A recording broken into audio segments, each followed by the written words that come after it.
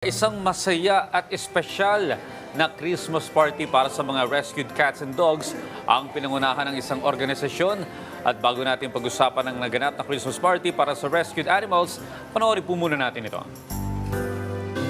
Ika nga, it's the season to be jolly. Kaya naman hindi lang mga tao ang masaya dahil may ilang rescued cats and dogs din ang nagparty at pinasaya ng isang organisasyon. Sa pamamagitan nito na ipaparamdam sa mga rescued cats and dogs na sila ay mahalaga at mayroong mga tao na handang magbigay proteksyon para sa kanila. Sa pagbibigay ng tulong at pagmamahal sa ating rescued animals, nagiging buo at makabuluhan ang diwa ng Pasko, lalo na para sa kanilang pusong naghahanap ng tunay na pagmamahal at atensyon. Kaya naman ngayong umaga, silipin natin ang mahahalagang detalye sa naganap na masayang Christmas party para sa rescued cats and dogs. Dito lang sa Rise and Shine, Pilipinas.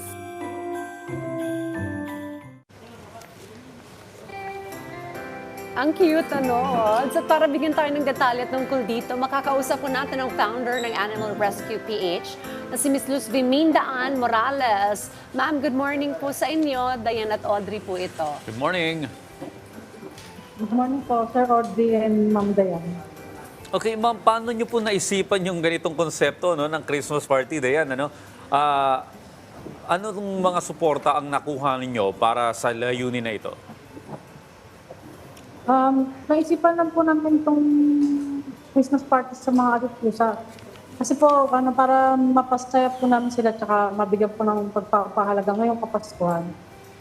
Patulad din po natin mga tao, may karapatan din po sila maging masaya at bigyan ng pagpapahalaga. Nakakatuwa, ano? Ilan yung mga sumama sa Christmas party, ma'am?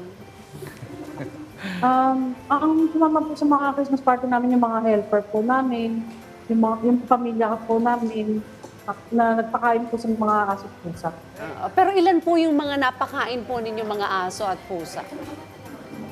Ang napakain po namin aso at pusa, nasa 600 may na dogs. 600? 50 cats. 600, ano? Ang Medyo dami, magastos din at ano? marami rin pala yung Ay. mga akala ko nasa 30s or below Oo, 100, eh. 600. So paano nag-gather ninyo yung parang mga donation siguro or paano kayo nakalakap ng pondo?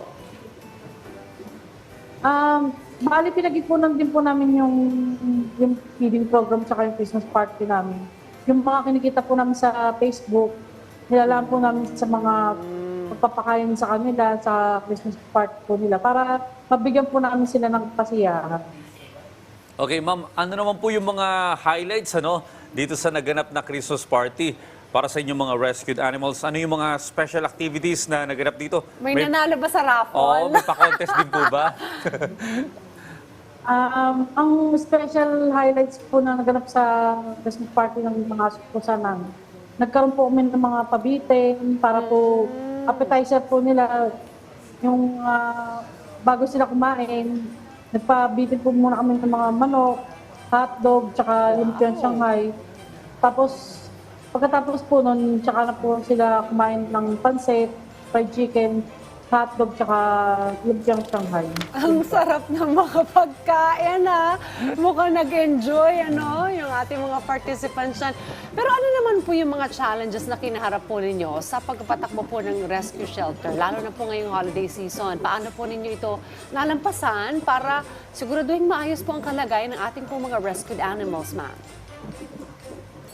Ang mga challenges na kinakaharap po namin sa shelter, minsan po, siyempre, hindi naman po pare-pareho na minsan wala po nag-donate, minsan bihira lang po. Siyempre, minsan, nagkukulang din po kami sa funds. Yun po yung kinakaharap po namin ng challenges. Pero siyempre, nananawagan po kami sa mga liker po namin sa Facebook, sa mga follower po namin. Natutugunan naman po kahit paano yung mga pangangailangan po nila. Okay, ma'am, meron po ba kayong mga plano o proyekto para sa inyong animal rescue organization? Paano maring manatili ang publiko na ma-inform at makibahagi sa susunod yung mga initiatives?